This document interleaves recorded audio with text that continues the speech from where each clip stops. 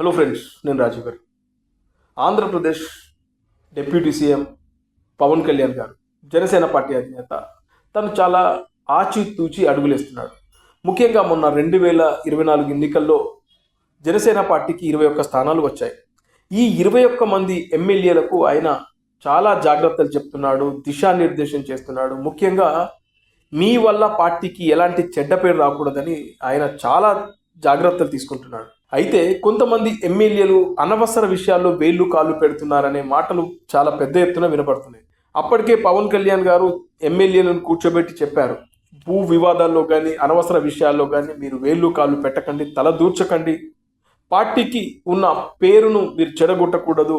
ఎందుకంటే వచ్చే ఎన్నికల వరకు మనం ఇంకా స్ట్రాంగ్ అవ్వాలి, 21 నుంచి ఇంకా అత్యధిక స్థానాలను గెలుచుకునే పరిస్థితికి మనం రావాలి. కానీ మీరు ఎలాంటి అనవసర విషయాల జోలికి వెళ్ళొద్దని పవన్ కళ్యాణ్ గారు చెబుతూనే ఉన్నారు. భూ వివాదాల్లోకి ముఖ్యంగా, అదే కాకుండా అవినీతి పరమైనటువంటి విషయాల్లో మాత్రం ఎట్టి పరిస్థితుల్లో జోక్యం చేసుకోకూడదు.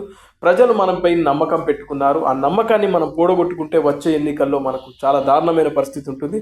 ఒకసారి మనం ఒకే ఒక్క స్థానం నుంచి ఇవాళ 21 స్థానాలకు వచ్చాము, దీని రేషియో పెరగాలే కానీ మళ్ళీ వెనక్కి రాకూడదు అంటూ పవన్ కళ్యాణ్ గారు చాలా సీరియస్గా చెప్పారంట. ఈ 21 మంది ఎమ్మెల్యేలో కొంతమంది మాత్రం ఇలాంటి విషయాల్లో, భూ వివాదాల్లో, అదేవిధంగా ఫైరవిళ్లలో, అదేవిధంగా మనం వచ్చే ఎన్నికలకు డబ్బులు సంపాదించుకోవాలని కొన్ని విషయాల్లో వేలు పెడుతున్నట్లుగా పవన్ కళ్యాణ్ గారి దృష్టికి వచ్చాయనేది మనకున్న సమాచారం. అయితే పవన్ కళ్యాణ్ గారు మాత్రం చాలా సీరియస్గా ఉన్నారు. ఇలాంటి విషయాల్లో వేలు పెట్టద్దని చెప్పేసి ఆయన చెప్పినప్పటికీ కూడా కొంతమంది అదే పనిగా ఇలాంటి విషయాల్లో తలదూర్చుతున్నారని పవన్ కళ్యాణ్ గారు కూడా కాస్తంత ఆగ్రహంతోనే ఉన్నారనే విషయం రీసెంట్గా బయటకు వచ్చింది. అయితే ప్రజలు మనం నమ్మి అవకాశాలు ఇచ్చారు, ఇచ్చిన అవకాశాన్ని మనం సద్వినియోగం చేసుకోవాలి. వచ్చే ఎన్నికల కల్లా మనం ఇంకా బలంగా పోటీ చేయాలి, ఇంకా ఎక్కువ స్థానాల్లో పోటీ చేయాలి, మళ్ళీ మనం గెలవాలి, పైగా సొంతంగా నిలబడే శక్తిని కూడగట్టుకోవాలి. కానీ అదేంటో కొంతమంది ఎమ్మెల్యేలు గెలిచిన తర్వాత, గెలవకముందు ఒకలాగుండి గెలిచిన తర్వాత, ప్రజాప్రతినిధులు అయిన తర్వాత, పదవులు వచ్చిన తర్వాత వాళ్ళు పేటరేగిపోతున్నారు. ముఖ్యంగా ఇలాంటి లుచ్చా పనులు, లాలూచి పనులలో వేలు పెడుతున్నారనే విషయం నిజంగా అది ఊహించుకుంటేనే జనసేన పార్టీ లాంటి సంబంధించినటువంటి నాయకులు కూడా, అంటే ప్రజాప్రతినిధులు కూడా ఇలా ఉన్నారా అని అనిపించినప్పుడు కాస్త ఇబ్బందిగానే, బాధాకరంగానే ఉంటుంది.